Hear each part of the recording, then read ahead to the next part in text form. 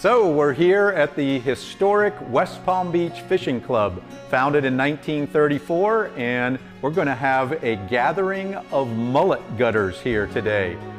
I'm not even really sure exactly what that is. I kind of have a pretty good idea, but we're going to let the mullet gutters tell you a little bit about the role they played in the development and the history of offshore sport fishing in Palm Beach County.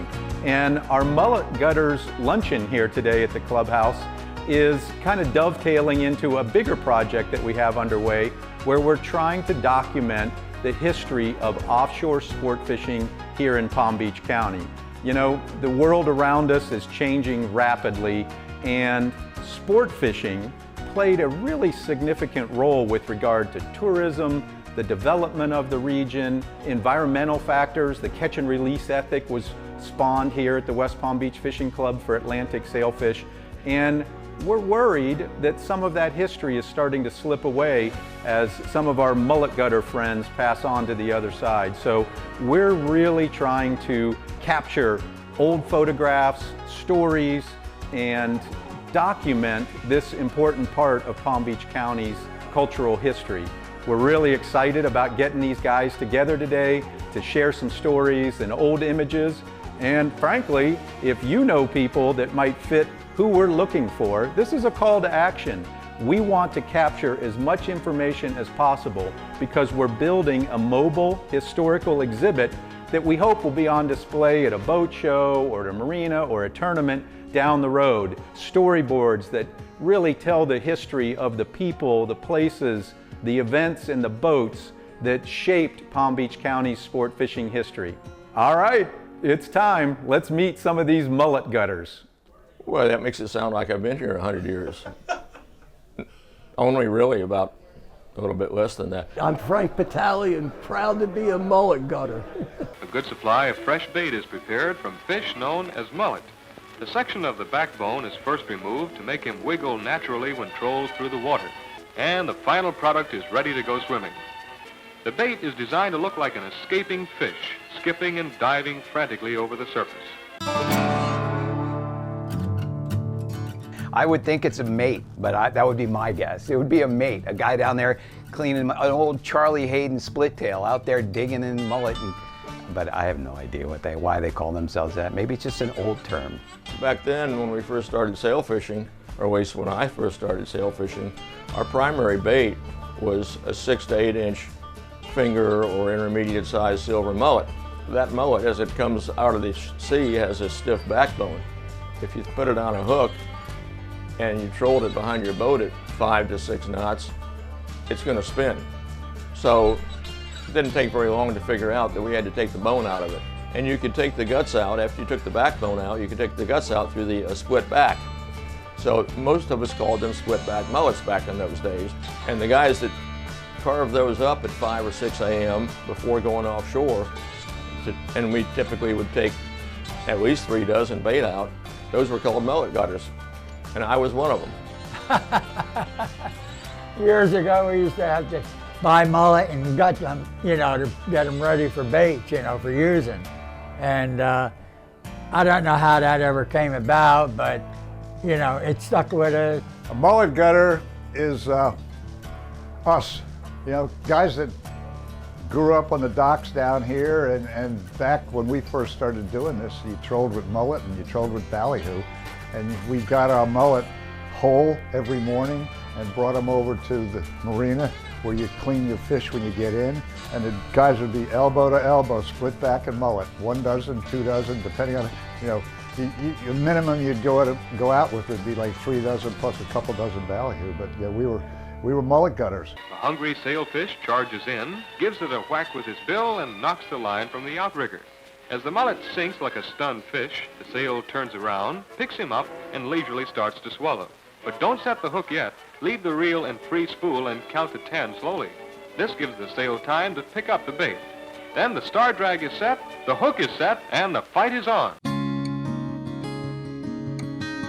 I probably became a member in like 1954, 55. Club's always been great. Back then it was Frances's club, Frances Doucette, who was a wonderful lady that supported all of us and did such a great job. She was like our mom. in many ways. We started out with a little 20-foot Trojan Seabreeze, little cabin cruiser that we took up to Robovich's and had them rig it up with outriggers, and back then it was an AM double sideband radio, 4 rod holders, and we were good to go. Eventually went on to getting together with Robovich, and we were able to build a couple of Robovich boats as well, which was a great relationship and a great experience. I always refer to my early teens and middle teens as when I grew up at Robovich's, because I learned so much there about boat building and about fishing. I got to meet so many of the great captains and crews. It was among my favorite times in my life. In addition to the sail fishing, this area had such good inshore or nearshore fishing. The inshore species like snook and pompano, Spanish mackerel, and then king mackerel offshore, dolphin fish. It was just a very fishy place. And because there was a lot of facilities here, it was just a natural for fishing to be a driving force for this community to grow. Well, back in the day, if you wanted to catch sailfish, this is where you came, between here and Stewart or Miami, and it seemed like it was better up here, and the further north you got, the better it would get. Palm Beach, you know, they had the airport, they had the facilities, hotels, motels, everything. Somebody could come in town for a day or a week and go fishing, and sailfishing put this place on the map. I mean, the in thing to do when you came to Florida in the 1940s, 1930s, 1940s, 1950s, and 60s was to go fishing. And one of the biggest things, of course, was to go sail fishing down here in the winter when our sailfish were very abundant and had migrated south to the Palm Beaches when the water got cold up north. So that's the main reason for this club doing so well. There's nothing else like it any place in the United States, according to Mike Ripkins, who's one of America's best recreational fishing historians. 2 fine billfish aboard. One will be mounted to decorate a den in memory of an exciting day at sea. The other will be smoked and relished as a table delicacy. In waters like these, it's no trick to catch one of the treasured blue water fighters. You go back into the 20s and 30s and even into the 40s and 50s, and we used to catch sailfish out here, and a lot of times the charter boatmen would bring at least 1 or 2 in, but sometimes they bring a lot of them in, hang them up, take pictures. We've got the pictures in the historical ledger. It just seemed to some of our members that was the wrong way to be doing things. But it was popular because if you came in and you had 4 or 5 sailfish to hang up, you might get the charter the next morning before somebody else. They also were using all of the parts of the sailfish, the bill, the tail, the skin, to make mounts. So taxidermy was a big thing, and the charter boat captains could make some money if they could get a mount out of one of those fish.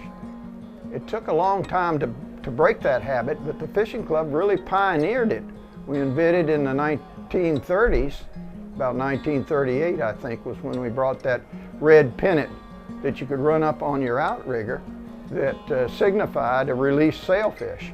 The charter boatmen got into it more and more, and so instead of killing these fish and bringing them back to brag a little bit, you run those red pennants up on your outrigger. That kind of ethic spread throughout Florida and throughout the East Coast, and eventually it's the kind of thing that recreational fishermen do all over the world. But this club actually had a huge sign that we put out at the Palm Beach Inlet, and it said, "Be a sportsman and release your sailfish," back in those days. Like every other sail fisherman, though, we've got the bug now. We'll be back. With sport like that, how could you stay away?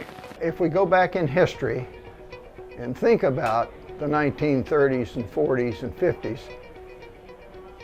fishing, especially big game fishing, like sail fishing or marlin fishing or tuna fishing, was relatively new. They did it out in California to some extent at first, but it was the in thing to do down here in Florida. And we had a program that the club started that tied visitors to fishing in the Palm Beaches.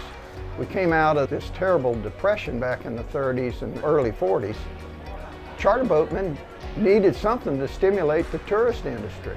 So the fishing club developed a program where we were able to write stories about some of our visitors that came down and went sail fishing, send it back to their local newspaper, maybe you're in New York or Chicago or Philadelphia in the dead of winter, and tell the story about them coming to Florida and catching those sailfish. That got people's a lot of attention, and it stirred tourist development in the Palm Beaches. Some people came from all over America. Some of them came back and stayed. So fishing was the in thing to do. You came down here in the dead of winter, get out of that cold, catch a sailfish, go back home, and they told a story about you. We did a good job at it, didn't we? Fishing is very special to the Palm Beaches because that's where the excitement all began with the fishing. And one of the things that the people from up north during the wintertime could come and do, not so much golf, but the fishing was what they did. We had a big fleet of boats here that could take them out. We had wonderful sail fishing. We had tournaments to reward for them. We had clubs. It was quite the social occasion at the time. And this event today is dedicated to my father, Jack Morrall, through the West Palm Beach Fishing Club, and I very much appreciate it. His goal was just to keep all these guys together and, you know, keeping his memory alive. To sit in this room with this number of awesome boat captains and anglers, to bring back the history that, I mean, I grew up fishing on a sport fishing boat, and some of those guys were, they were icons back then. It's awesome. It really is awesome. It was great.